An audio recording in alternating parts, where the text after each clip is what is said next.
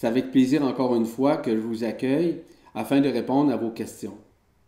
En fait, encore aujourd'hui, j'ai reçu plusieurs questions et évidemment, comme vous le savez, je ne peux pas répondre à toutes les questions immédiatement. Je passerai des heures avec vous. Donc, c'est pour cette raison que je fais des vibracapsules entre 10 et 20 minutes, par exemple, qui permettent de répondre aux questionnements de plusieurs qui écrivent nécessairement. Encore une fois, je tiens à remercier Marie-Josée, mon épouse, qui pose ces questions.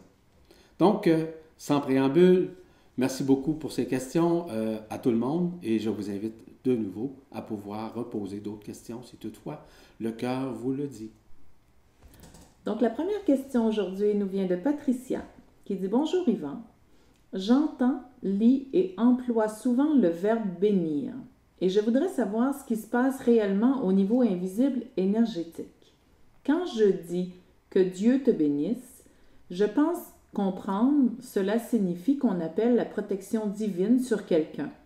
Mais quand on dit je te bénis, je n'arrive pas à ressentir ce que cela implique, ce que ça engendre au niveau invisible, quel effet ça produit sur la personne nommée et qu'est-ce qui sort de soi avec cette formule.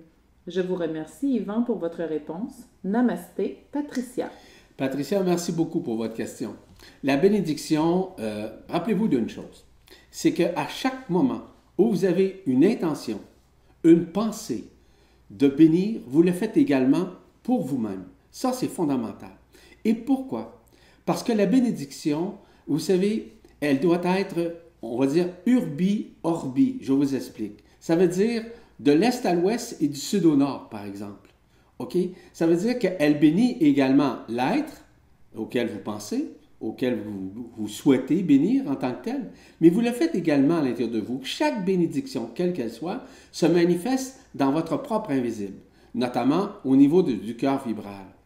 Dans l'intention de bénir, c'est certain que l'intention, généralement, provient du cœur. Il y en a qui vont le faire pour le principe, il y en a qui vont le faire pour un concept, il y en a qui vont le faire pour l'apparence, c'est vrai. Mais quand vous le faites, pensez simplement, ou surtout, soyez consciente que la réalité d'une bénédiction, c'est multidimensionnel. Ça veut dire que ça s'en va dans toutes les dimensions. En d'autres termes, cela peut aller autant au niveau des chakras supérieurs, des chakras inférieurs, des corps subtils inférieurs et supérieurs, des couronnes radiantes et de l'être aussi, de la vibration du cœur, bref, de tous ces mécanismes-là qui sous-tendent notre vie intérieure et qui s'expansent. Cela aussi a des répercussions directes et indirectes au chapitre de votre conscience. Parce que la conscience s'expanse, la conscience s'émancipe à ce moment-là. Plus vous bénissez, ce n'est pas d'en faire une habitude. Il faut que ça soit nécessairement à partir de la vibration du cœur et de l'intention juste. Et l'intention juste ne provient pas, si vous voulez, d'une attitude ou d'une pensée qui est générale ou une pensée, par exemple, de vouloir sauver quiconque. La bénédiction est multidimensionnelle pour chaque situation, à chaque individu, qu'on lui donne cette bénédiction, laquelle, en même temps, simultanément, vous bénit vous-même. Généralement, les bénédictions qui vous sont demandées de donner, de faire, par exemple, proviennent de vos liens interstellaires et aussi de votre cœur vibral. En fait, vos liens interstellaires vous communient avec vous également afin que vous puissiez le faire. Voyez-vous, ce n'est pas le fruit du hasard si vous le faites. Et je vous bénis d'être cela. Et je vous rends grâce également d'agir de cette façon, tout en conscientisant que vous l'effectuez avec le cœur. Merci beaucoup. Patricia, c'est ça? Oui. Oui. Donc, la prochaine question nous vient d'Alain qui dit « Bonjour Yvan, je viens de lire un article sur la presse galactique. Votre signe astrologique s'est décalé. Où il est dit qu'en raison d'un changement de position des astres et de l'oscillation de l'axe de la rotation de la Terre, il semblerait que l'horoscope que nous connaissions ne soit plus valable. Nous aurions maintenant 13 signes du zodiaque au lieu de 12. Un nouveau signe serait apparu, Ophiuchus le Serpentaire, 29 novembre au 17 décembre. Pouvez-vous me signifier si cela est exact et quelles en est les conséquences s'il y a une personne pour excusez, s'il y en a une pour les personnes qui vont changer de signe. Et pouvons-nous parler de ce nouveau signe, pouvez-vous nous parler, pardon, de ce nouveau signe zodiacal Ophiuchus? Merci pour votre réponse et bonne journée dans l'amour et la lumière authentique. Alain. Merci, Alain. Donc, Ophiuchus ou Ophiuchus, je ne commencerai pas à vous expliquer les tenants et aboutissants de ces mécanismes-là. Il est totalement juste, cependant, que du fait que, astrologiquement, astronomiquement parlant, il y a des changements qui se sont faits dans le système solaire. Donc, il y a des planètes qui ont bougé. Le système solaire a bougé dans la galaxie comme telle. Ce qui fait en sorte que nos signes zodiaques ne sont pas alignés de la même façon. Donc, effectivement, nous avons plus un 13e signe zodiaque. Je disais il y a plusieurs années de ça que le 13e signe zodiaque est dans le centre des autres zodiaques, c'est-à-dire qui était un peu comme un élément à plusieurs branches qui connectait les autres, nécessairement signes zodiaques qui se réunifiaient dans cet élément, qui ressemblait un peu comme un araignée, par exemple, pour vous donner un exemple, une image en quelque sorte. Ce qui est important de réaliser, c'est qu'effectivement, les signes zodiaques, et pour tous ceux et celles qui par exemple, donnent, exercent, si vous voulez, un travail dans cette matière, devront essentiellement changer leur point de vue et surtout refaire leur devoir, en quelque sorte, vis-à-vis ces signes zodiaques qui ne sont plus maintenant justes comme tels, comme ils ont été élaborés au cours des âges. Ce qui est important de réaliser, c'est que le signe zodiaque a une certaine importance, mais l'importance n'est pas l'importance au niveau de la vibration du cœur. Parce que la vibration du cœur comporte nécessairement tous les signes zodiacaux. Ce qui fait en sorte que tout ça est déjà à l'intérieur de vous, peu importe votre âge, peu importe votre date de naissance, peu importe ce que vous pensez, peu importe ce que vous avez vécu, peu importe la caractérologie que vous pourriez avoir et qui pourrait se manifester à partir d'un soi-disant signe zodiaque qui vous dit que vous êtes une personne avec telle façon de faire ou telle façon d'être. Nous sommes tous cela déjà. Donc, nous sommes tous un. C'est ça qui est le plus important, à mon humble avis, de réaliser et surtout de conscientiser. L'œuvre du cœur ne peut mentir. Elle est un, comme vous êtes un avec l'éternité, comme vous êtes un avec la lumière. Merci Alain. Notre prochaine question nous vient de Nathalie, qui dit « Bonjour Yvan. Depuis l'âge de 27 ans, j'ai toujours été attirée par la télépathie et le désir d'évoluer spirituellement. Depuis plus de 5 ans, je me sens en paix et épanouie. On va dire que ma véritable vie a réellement commencé depuis cette période. À ce moment-là, j'ai commencé à avoir le désir d'avoir des enfants. Il y a 2 ans, j'ai vu mes 2 futurs enfants par un flash visuel. Il y a 5 mois, de lecture en lecture, j'ai appris que la Terre ainsi que l'humanité allaient ascensionner. Je suis à la fois heureuse que la paix va enfin régner sur cette terre, mais en même temps frustrée de savoir que mon rêve ne va pas pouvoir se réaliser. Je ne comprends pas pourquoi j'ai eu ce flash alors qu'en 4e dimension, on ne peut pas concevoir d'enfant. Est-ce que ma frustration va partir? Je vous remercie pour votre aide. Je vous souhaite beaucoup d'amour et de belles choses. Nathalie. Nathalie, il y a des projections que vous vous êtes faites, autant dans cette vie-ci que dans vos vies antérieures. Vous vous dirigez vibratoirement, sûrement, vers l'ascension, et c'est ce que vous vivez quotidiennement dans votre corps, dans votre âme, dans votre esprit, journellement. Ça, c'est vrai. Est-ce que d'avoir des enfants, c'est votre réalité multidimensionnelle? Je vous dirais, une partie oui, puis une autre partie non. Pourquoi? Pourquoi non? Pourquoi? Parce que vous êtes en train de vous projeter nécessairement dans un futur possible. Un futur aussi que vous avez rêvé. OK? Du fait que vous avez rêvé à cela, il est possible nécessairement que la projection puisse se manifester devant votre écran mental, par exemple.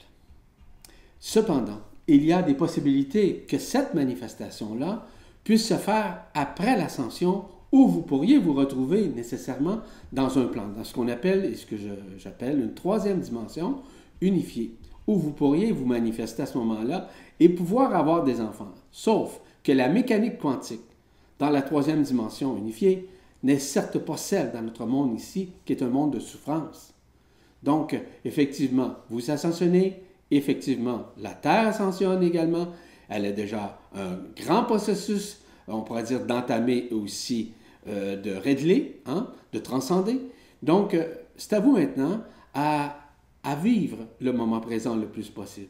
Parce que lors de l'ascension, si vous avez choisi plus particulièrement de vous retrouver dans une troisième dimension unifiée et aussi d'avoir des enfants dans la matière, dans la densité, vous pourrez facilement le faire, mais ce, sans souffrance, en toute quiétude, en toute paix, en toute sérénité et surtout en toute joie. Les enfants, je vous rappelle, ne vous appartiennent pas et ne vous appartiendront jamais.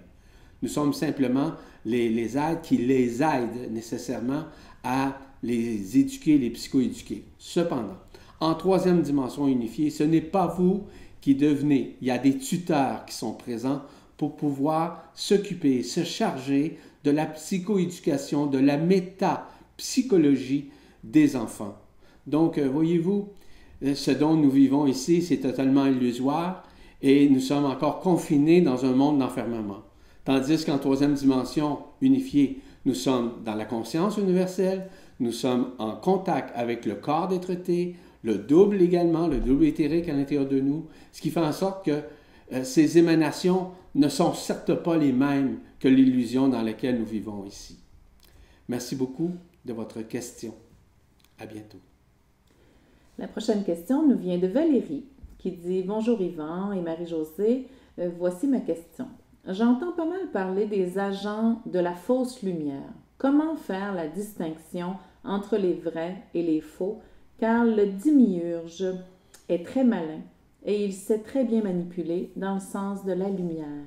Merci, Valérie. » Valérie, quand vous regardez, par exemple, la télévision, quand vous regardez ou vous écoutez, par exemple, les manchettes, les nouvelles, ces choses-là, il y a beaucoup de manipulation là-dedans.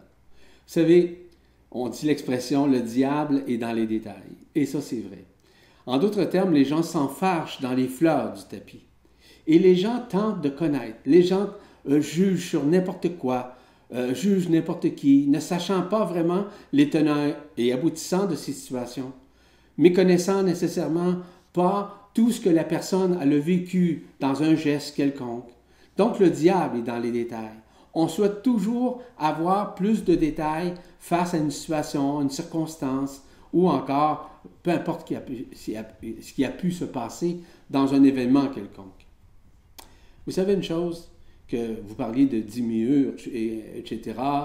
Je ne veux pas rentrer encore une fois dans ces détails. J'ai déjà écrit passablement à ce niveau pour expliquer ces mécanismes-là. Tout ce qui est malveillant, nécessairement, peut surgir, ressurgir dans votre vie. Mais c'est à vous maintenant à être conscient, consciente de cette situation afin de ne pas embarquer dans l'émotion.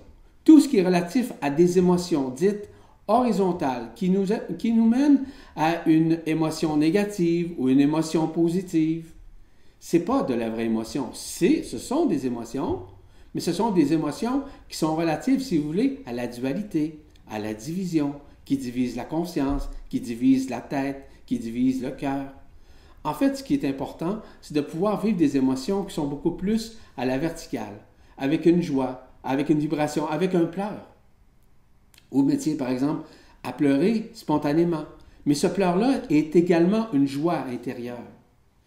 Et dans le séminaire que je viens de terminer déjà depuis quelques jours, j'ai donné quelques clés multidimensionnelles afin nécessairement de reconnaître, si vous voulez, les bienveillants ou malveillants, si vous me permettez l'expression. J'ai donné nécessairement, par exemple, ce qu'on appelle le salut d'Orion, d'expliquer comment fonctionne le salut d'Orion.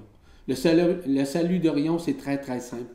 Première des choses, vous placez votre main ici, vous placez votre main gauche ici, votre main droite en avant, et à ce moment-là, c'est un signe multidimensionnel. C'est pas tout le monde qui est capable de faire ça. À ce moment-là, vous réunifiez votre main vers ici, puis automatiquement, rien ne peut, d'aucune façon, vous arriver Et à ce moment-là, les personnes, les situations ne peuvent d'aucune façon omnibuler votre conscience.